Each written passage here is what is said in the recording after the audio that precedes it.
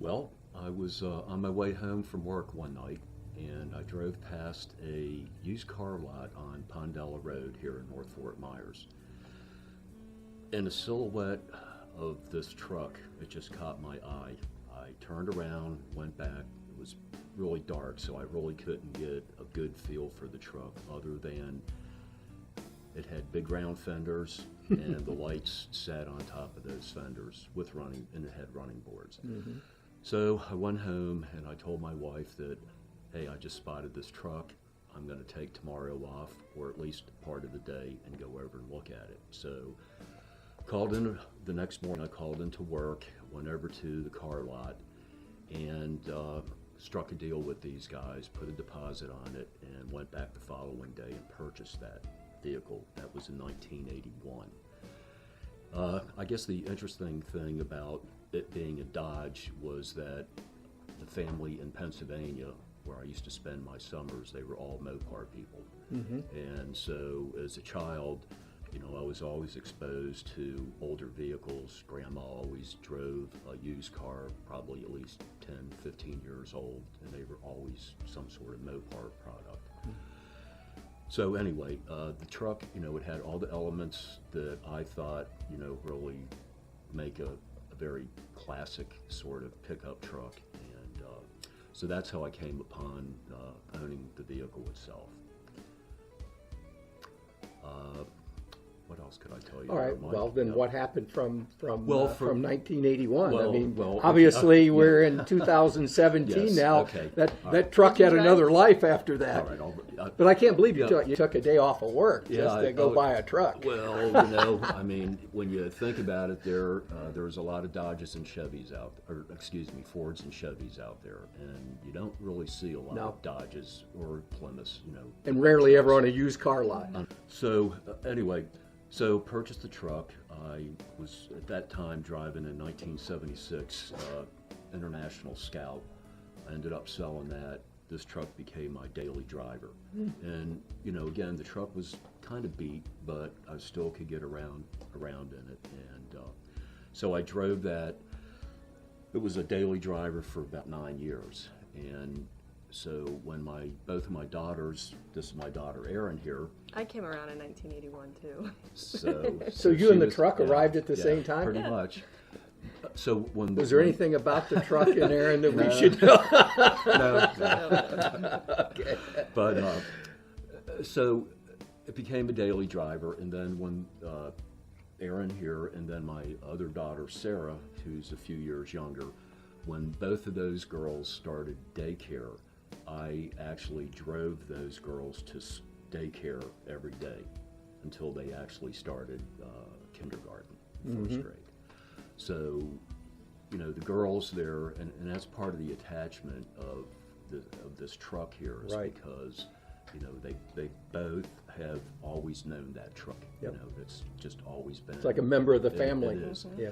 Well, as a matter of fact, you know, at some point in time, when, you know, after it wasn't really a daily driver, and, you know, you pull it out every other week or something, and I started to feel like I was throwing good money after bad. Yeah. And I know one day out of frustration, you know, we're all sitting in the kitchen, and I was, you know, I think I'm going to sell this thing. And both girls piped up and said, No. Dad, you can't sell that truck. Did you ever have a name for Part the of it. truck? I mean, No, we never really named Yeah. the truck there. So anyway, you know, the truck, you know, it ended up not being the daily driver, and I was fortunate enough to have a garage to keep it in. So, But I would even visit the truck when you were storing it at work. Like, I'd come visit him at work. It was like, Can I let's go get to see see the the truck. truck? You know, it was like visiting a family member. Exactly. You know, sitting in the garage, you know, kind of collecting dust. And I believe it was 2006 is when I actually did not renew the tag. That was that's the serious, That yeah. was last year. I just put it in the garage, and, you know, told myself that one day I'd get it restored, and I obviously needed to save my pennies for that, and again find the right people to do that. So, you know, the whole aspect of bringing it to your shop, Mike, you know, things just gelled together. You know, it was, you know, the right time in my life to do this. Did research, found you guys, Yeah. you know, came up and talked to you, saw the products that you were working on, and went, this is perfect fit. I'm glad he's been able to do this and kind of bring it back to life. That it just was supposed to have happened that Hopefully way. my daughter can create some memories with Grampy in the truck. I know I have mine. Mine are very distinctive.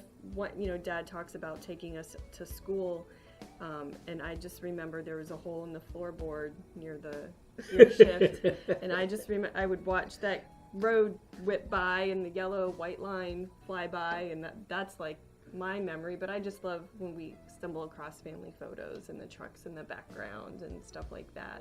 Thanks so much. I'm glad you came in today. Now the exciting part is we're going to go see it, Haven't seen it yet. and you're going to get a ride in it today. Big reveal. Yeah. All right, you Awesome. ready? Yeah, I'm ready. All right, let's go. right.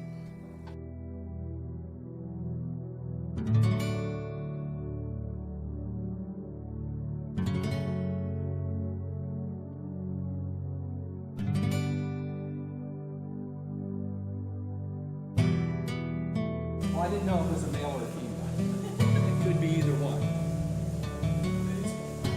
It's like the truck, but not the truck. Yeah, I don't think in 1940 it looked this good.